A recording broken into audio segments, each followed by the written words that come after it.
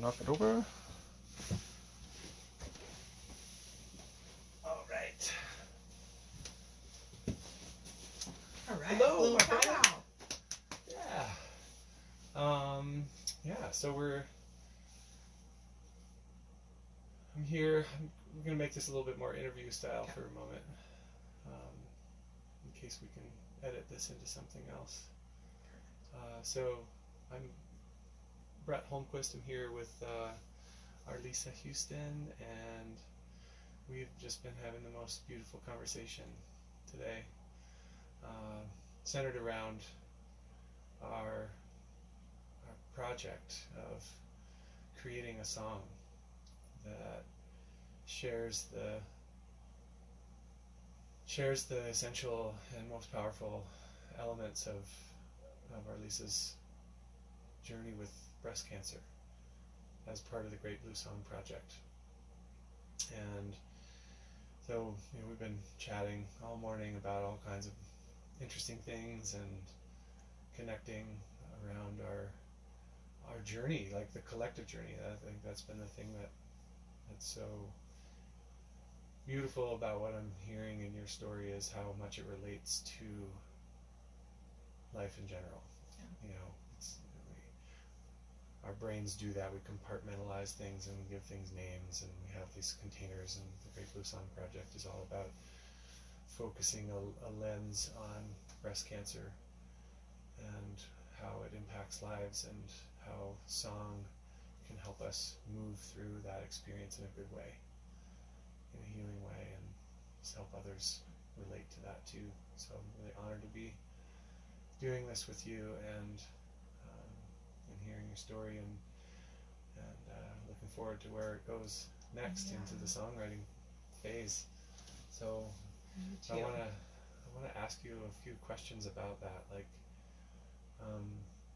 maybe just start by asking you a little bit about your relationship with music and song as a medium for, connecting and understanding yourself and life, and just like what role does music play in your life? I feel like music, it's truly one of the greatest healing vibrations on the planet, and I heard that years ago during a meditation, that music was the vibration that could heal the world, and I feel that for me is truth, because it breaks down all barriers. It has the capacity to touch each of us, whatever the music is. It just sparks joy or something. There is some catalyst of energy movement that comes through music and song, and the gift of using our own voice and feeling that vibration within, and then to be able to receive someone else's voice. I just think it's pure magic, and I've always loved all kinds of music. Mostly, not all kinds of music. There's some that resonate less than others. Right. Yeah. We all have our own key. Exactly. that we resonate with most strongly, whether that's a genre of music or a style. But deep appreciation for all music and its capacity to just touch an individual and a group of people. One of my beloved, dearest teacher friends, Shiva Ray, shared years ago that, which is so true to me, like that's what draws people to concerts, is you have the amazing music, but the opportunity to come together and to join in breath and heartbeat, and that syncopation that happens in a concert style environment is what we're all seeking, whether we know it or not. And that's part of the high that we all get when there's that huge group energy. And I had never really thought about that before, and that's so present to me now. And I've always loved concerts and music scenes, but to know that like there's this connection happening with each of us and as a collective, and that I think is super potent. Right. And that feeling that we get when you get there, and sometimes it doesn't too, right? Right, You know, totally. sometimes you go to a concert and it's like it was Right. kind of flat. It just didn't really go. Yeah. Mm-hmm. And you know, being a musician, I experienced that pattern, that ebb and flow of connection and not and dissonance. Like some Right. nights it's just like it just wasn't there. Mm-hmm. Mm-hmm. Couldn't find it. You know, Totally. couldn't get on that wave Yeah. tonight. And that's, you know, sort of the beauty of art, the journey of art in general is like, so, yeah, sometimes you really hit it and sometimes you don't, and it's hard to know why it doesn't work, Right. you know, whatever. But when you said that about music, you know, is the thing that will heal us all. That's a really fascinating thing to think about. And I remember it reminded me of something that I was not aware of until I started doing African drumming and polyrhythm a long time ago, and it was a kind of a chapter in my musical life where the science got involved in research and observation in that way, and documented that in African drumming, at a certain point, all of the drummers unconsciously synchronize their breathing. Mm-hmm.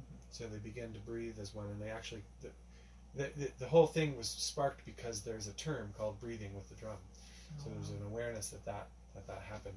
What they didn't know, or at least my recollection of the story, was that longer, because oftentimes these songs will go for sometimes hours. Wow. You know, one rhythm will just get played constantly. You go into a very meditative state. That energy, that feeling of like, whew, everything is aligned. There's a new texture and dynamic to my experience right now that wasn't here at the beginning of this song, and it's here now. And your conscious mind sort of drifts off, and you just get into this deep meditative state. And your brain waves, you know, the delta waves or whatever they're, some different state of being. And when you get to that place, the heartbeats are actually aligned. Right. The heart coherence. The heart follows that breath, and we start to breathe and beat the literal drum beat of the drummers is syncopated or lined up. So I've felt that, I've experienced that myself, and it is so powerful. So that's why we're here, celebrating our relationship with music and healing and connection through the Great Blue Song Project. So stoked, and I wanna. We're just at the beginning of our process of creating a song, or catching a song, as I like to say, together, and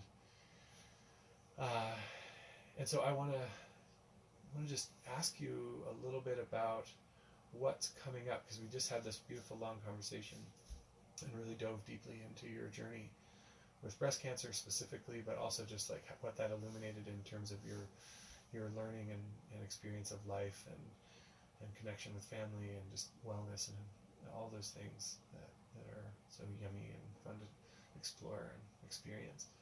So I'm wondering, at this moment, at the beginning, what are some, if you had to, think in that sort of poetic way, like that distillation of a long form story down into the short form story of song or poetry, what are some of the themes and ideas and images that are coming up for you at this point around the idea of a song that we can share with the world about your journey?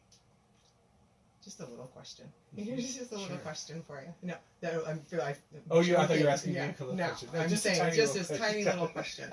Tiny little question. Well, but let go of the scope of that, just to and let it resonate, and like what's coming up, like what images, what thoughts, what words, what are the things that are showing up after our conversation today? We'll let go. And, I shared in the beginning that this has just been such an amazing process of letting go.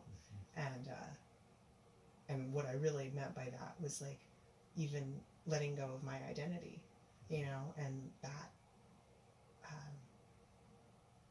it's just been such a beautiful journey of returning home.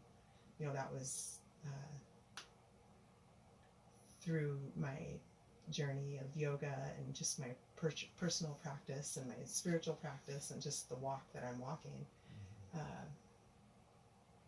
that was the goal was to be fully embodied in this physical body and allow myself to awaken to the fullest of my potential, hopefully while in this physical body. And then the whole cancer diagnosis came, and that just became so clear that that was just a huge leaping point into this journey. And I could either take it as something that was happening out here to me, or like how we were talking about before, I could recognize it as it is and how I live my life, that this is a teacher, a gift that's shown up, and I could let it in and invite it in and see what it's here to teach me, and allowing myself to even let go to what this process was going to look like, and what my healing was going to look like, and what treatment I was going to choose. And you know, it's just been so fascinating to witness, like, first, like, the layer of letting go of the thought of that I'm this, which still in line with what we were saying earlier, of knowing the truth of who I am, and that I am this radiant, healthy, incredible light being in absolute perfection of health. And I also had cancer in this physical body. And so in the beginning, letting go of the identity of that this physical body is always healthy. And I was sharing with you earlier, there was a point in my life years and years ago where I thought I would never experience cancer, and actually said to a dear friend, like, that is not a walk I will have to walk. I will not experience cancer. So then the crushing blow to the ego of, like, actually, you will get to experience that. And then welcoming that into my life of, like, okay, here we go. And letting go of, okay, well, not as healthy as I thought. Not only that, but then having to dance with the community of, like, well, you're a yoga teacher, you teach wellness, you're a massage therapist, how does this happen to you? You do everything right. And so shattering that image too of, you know, this doesn't happen to someone like you. So just, there's been this tremendous process of letting go on every single level of my identity, which, as a lot of us know, on the path of evolution and spiritual growth, that is the process. Like, we have to let it all go to come back home. And never would I have chosen consciously this as a teacher and this is the path. But my God, what a tremendous blessing and gift. And I can't imagine what could have gotten me here quicker than this, of letting go of every single thing I've ever known and attached to as, this is who I am, this is my life that I have.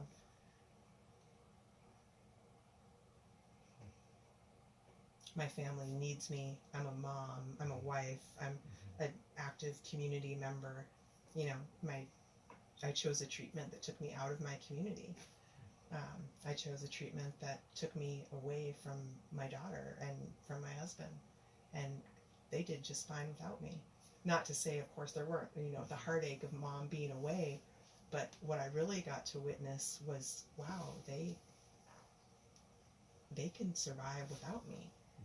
And so who am I at the end of the day? Because I'm not a mom, although I am a mom.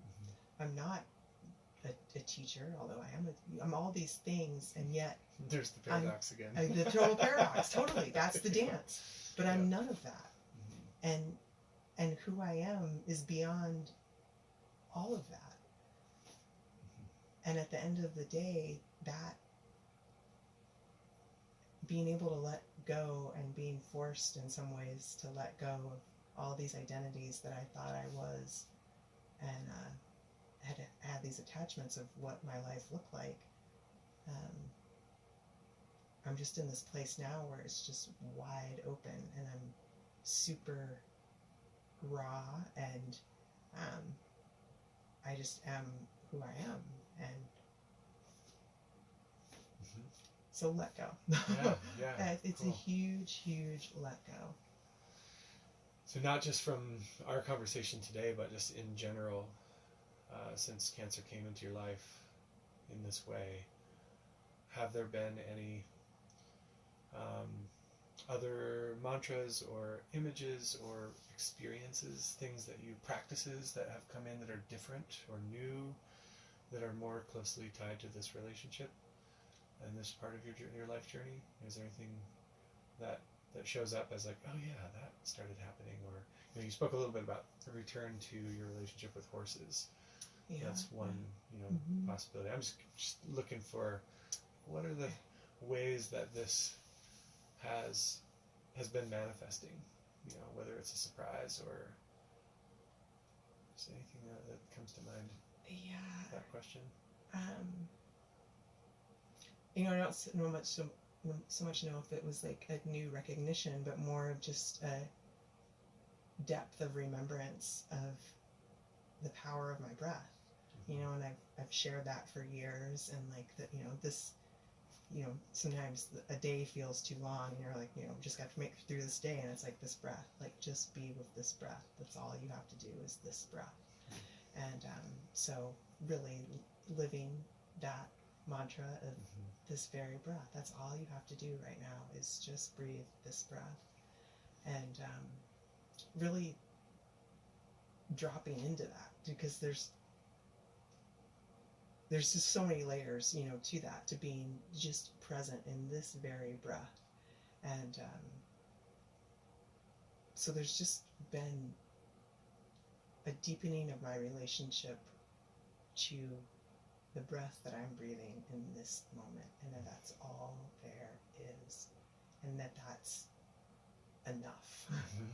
That it's more than enough. Right. So teaching that's been with you for a long time, but now you have a whole new depth and understanding of what it means to you and what it can mean to others. And it makes you a more powerful teacher too, because you can live that just shows up in the way that you live and the way that you speak and what's behind your words, when you're teaching, or behind your practice, or behind your touch. It's there with you. Like those kinds of learnings don't go away. No. You move forward with them, and it's really, really cool. And that's another piece too that I taught for years, but I hadn't, and I felt that I had integrated, but I hadn't necessarily embodied, was just giving yourself that pause, like letting, allowing yourself to move at whatever pace you need to move. And that was so instantly clear, because, and it's true for anyone, I think, no matter what the cancer is or what the stage or where they're at, if you are in a Western world and you are diagnosed with cancer, you are instantly put onto a roller coaster. Conveyor belt. Like, here you go. This is what we're doing. Yeah, it was so fast. It blew my mind. And to get to see that as a healthcare practitioner, to really understand that firsthand, one, it broke me open into compassion of just like, holy shit, this is what, like, I can barely keep my ground, and I feel like I have some great skills at knowing how to keep my ground in tumultuous situations. Right. And I was just blown away at how fast everything was moving, and it became imperative for me to move slow, and for me to just at all costs move at my own pace, and to just listen. And so it was that word, just pause and listen. Those are two really huge ones that have come along for the ride, and just continue to get deeper and deeper and deeper. And I feel like it's such good medicine for us all to be able to pause and to hear our own truth when sometimes it's so quiet and everyone else's perspective or truth is so loud, but if we don't pause and get quiet, we sometimes can't hear when that voice is super still and quiet inside. And had I not given myself the space to do that, I wouldn't have heard, you know, because the outside noise was so loud and so pressing of this is what you do, this is what you, not only what you do, but what you must do, Right. or you're a dead woman. Yeah. Like, and I heard that. When Cameron and I heard that, Michelle and I heard that, I've been told that to my face. If you don't do what I tell you to do, you are a dead woman. And so, I mean, those are, that's... You know, I'm talking to a dead woman? Right, I know, isn't that fucking awesome? That's so cool. And yes, I've died many deaths since that day. Of course. As we all have. Yeah. As we all have. Yeah, that letting go. I can't help, I know we're short on time, but I can't help but make the connection between what you were just saying about breath and pause, Right. and the experience of music, especially singing. Singing is it's like being conscious of your breath. I think it shuts down. It actually pauses the gerbil wheel that our brain, that our mind, which is an important thing to have, Right, but totally. it has a job, and Yes. it doesn't have to be on all the time Sure to doesn't. get the jobs done. All the jobs done. It's not the perfect tool for everything. Our mind. So getting into your breath and singing helps us do that. I think that's one of the other gifts of music, and particularly singing, is that it forces us to get into a more connective space with the rest of our facilities, not just our brain. My favorite music teacher always said that our vocal cord is halfway between our head and our heart. I love that. Yeah. And it takes both of those elements to come together to create art and to really make music. So I love that, and I love that about what we're doing, because it's just fun to work with a friend and somebody who's so committed to balancing those different faculties and staying present, and learning so much from you, and can't wait Likewise. to see what comes through when we bring the music, invite the music to come into this process, which is going to start real soon. So thank you so much, Arlisa, for today and for who you are and the way that you walk through this world. It's very inspiring, and I'm so honored to be able to partner with you in this project. You too. I'm really excited to co-create together. Yeah. All right. See you soon. Okay. Yes. Yay. Oh, my leg is so asleep right now.